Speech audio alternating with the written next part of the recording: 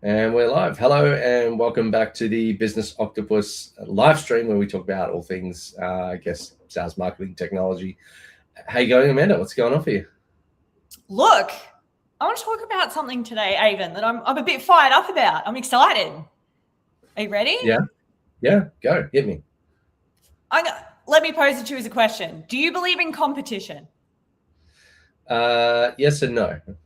Ooh, okay. So let me preface this because Avon will tell you his side of this story. I don't believe in competition. If you're in business, there's no such thing as competition. Yes, you will come at me and you will say, I have all these competitors. However, if you believe you have competition, you are doing something fundamentally wrong, which is what we're going to dig into. That said, Avon, let's hear your hot take. Tell me about the competition you do believe in. Tell me about that. Well, I guess it depends like the level you're at. So if you're Coles or Woolworths, you really only have two or three other competitors. But if you're I guess on the small scale, you can have other competitors, for example, going for a bid or a tender, but that they're only competitors in that moment. For the broad spectrum of things, they're in your marketplace. They do what you do. They have the same challenges and problems. You may not want to share all of the information with them. Like Google and Microsoft are competitors in the truest sense of the word. There's no way that Microsoft could buy Google, because then there would just be it would be illegal, because then you'd have a monopoly, and there are rules to block that.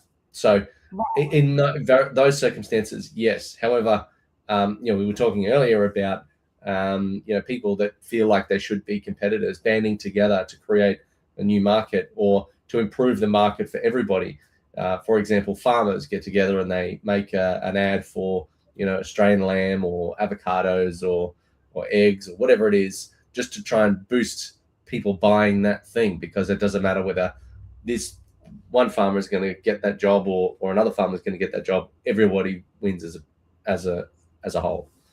Absolutely. So instead of us fighting over this pocket of the market, let's make the pie bigger for everybody. So there's more at the table for everybody. Absolutely. Like, great idea. So instead of worrying about the guy down the road, the farm down the road, what can we do differently to get a better result for everybody? I think, you should think of co-opetition or competition as you're at the pub with a friend and there's like a game thing, those big like punching bag things, and you whack it. For the moment that you put the money in and see who gets the highest score, that's the competition. But for the most part, they're there in the marketplace and you're there in the marketplace, and you have to interact with each other, because it's silly that you don't, because there's information that can be shared. Obviously don't give everything away. You've got to be a little bit withheld with some things, but the information that you get from other people can be amazing. Like, I had a conversation with someone the other day, and there's a client that's going to be leaving them, and they're like, oh, hey, I said, hey, full disclosure, this person came to me and they had a discussion, and then he gave me extra information. He's like, wow, let me tell you the backstory. And he gave me all this extra information, which makes me kind of question whether I want to work with that person or not. But at that same token, like, it's just information. Even if I kind of go into that relationship anyway, I'm going in with my eyes wide open. I'm aware of problems that are going to come up in future. Absolutely. And Avon, I guess for the viewers at home, how did you go from viewing other partners, shall we say, as competition to being able to go, okay, I can see the opportunity. I can see how I can leverage these relationships again to get a better outcome for everyone. What did you need to do, like, in your thought process, or how you saw them? Well, I think for what I do, the market's so big, and you've only got like 10 fingers to be able to type with, and 2 ears and eyes. Like, you can't serve everybody, and even if I could, that would be a nightmare. So you actually want to work with these people, and that, particularly for what I do, there's strengths that I have to work with particular types of clients. There's strengths that others have to work with theirs. Like, generally, particular industries or whatever. So, I might prefer to work with this 2 or 3, and somebody else prefers to work with that 2 or 3, because they're familiar with them. So I'd much rather talk to them and say, hey, I've got this client, do you want them? And then that comes back the other way, and someone goes, oh yeah, do you want help? I can give you some assistance or answer a question. Or sometimes we talk about challenges and problems that we're having with a third party. Like, I do software, implementation. And so me and the other partners all have the same problems with the same supplier of the software. So we go, oh, I spoke to this person and they said this, what did you hear? And that sort of background network of information can be valuable as well for all parties involved. Absolutely. So coming back to your Google Microsoft example, let's say we both play in the same field. You're the Google, I'm the Microsoft. How do we play nicely, for want of better phrasing? How do we set each other up to win? Is it about educating each other on what our strengths are? Is that an important part of that process, do you feel, as well? Yeah, but because it's just that it comes back around. So like if I did something positive or I helped you with a client that you had that was an issue, then that might come back the other way. It's on a bit of an individual basis. But like, say, for example, it's a big market thing at the moment that nobody can ignore is AI. So if I say, here's how Microsoft interacts with AI, and then you could say, this is how Google interacts with AI, then we learn something from each other.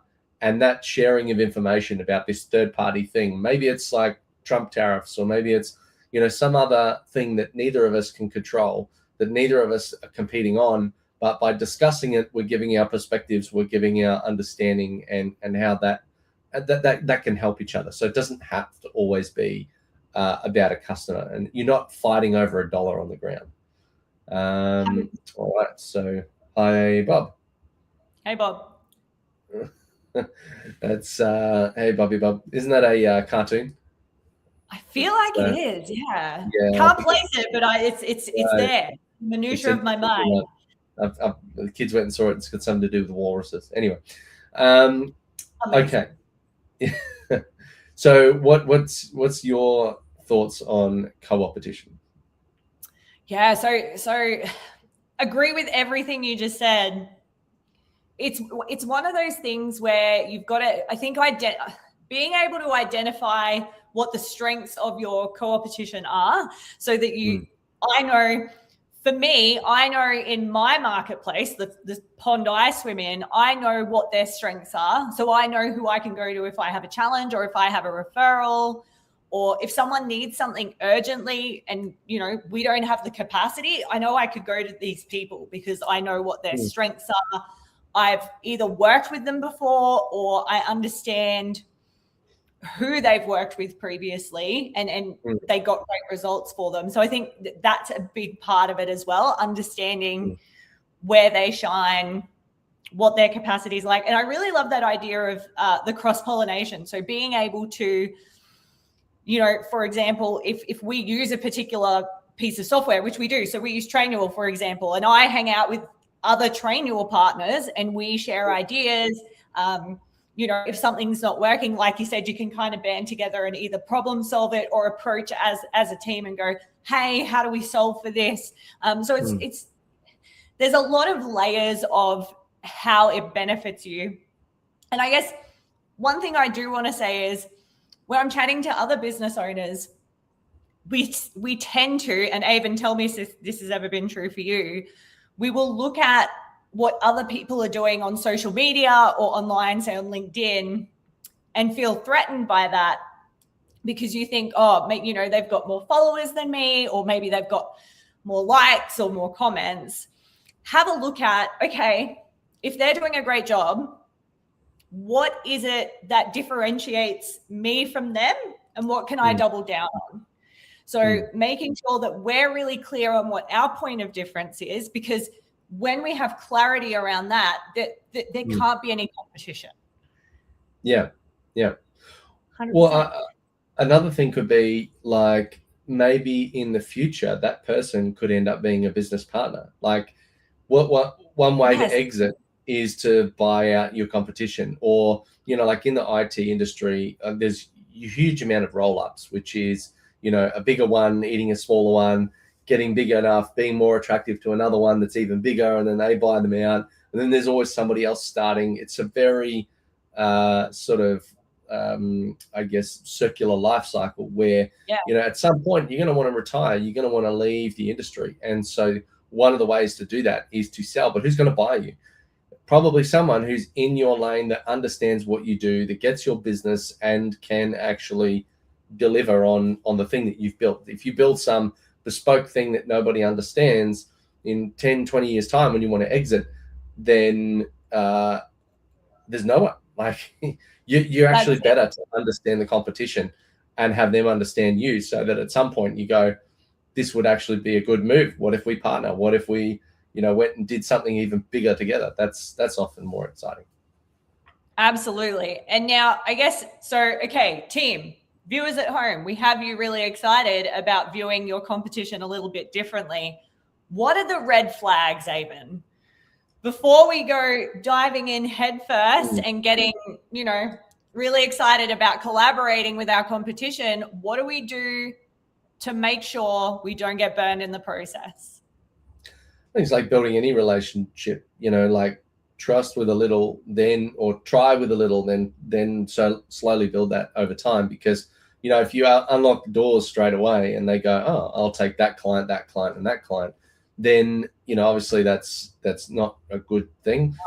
Some things you have to keep behind the curtain, like, maybe instead of saying future things, you might say past things. So I've done this, I've done that, and I'm thinking in this area, like, just be a little bit standoffish with the information that you provide. Because if you go, oh, I found this thing where you can do that, and then they go in, and particularly if it's a resource that there's only one of, or very few number, that they might go in and grab something before, whilst you're trying to move towards that strategic advantage.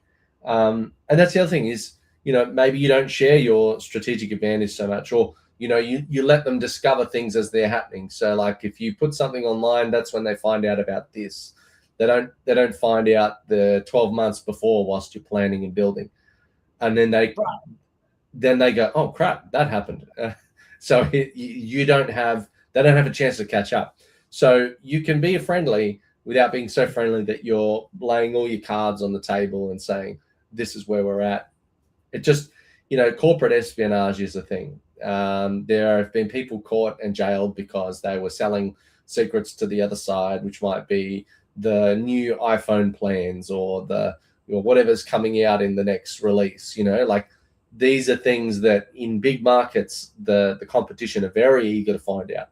But in a small business, I run a small service business. I really only can serve, a couple of dozen clients at any one time.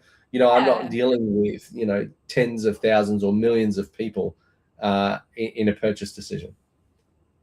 Exactly. So all of those things, really important to bear in mind. Now, Avon, before we sign off, what's one thought we want to leave the viewers at home with? Information is valuable. It doesn't matter where it comes from, and your competition are in the same location as you. Things are very lonely at the top, so go and talk to other people that are going through what you're going through. You'll be surprised at how helpful it is in general, rather than just thinking that these people are your competition and they're going to take your clients from you. Not the case. Exactly. And team, remember to double down on what your zone of genius is, what makes you unique, because your clients will see that and the right people will find you and you're away. Yeah. Well, that's been a good show for today. Stay classy. We'll see you next time.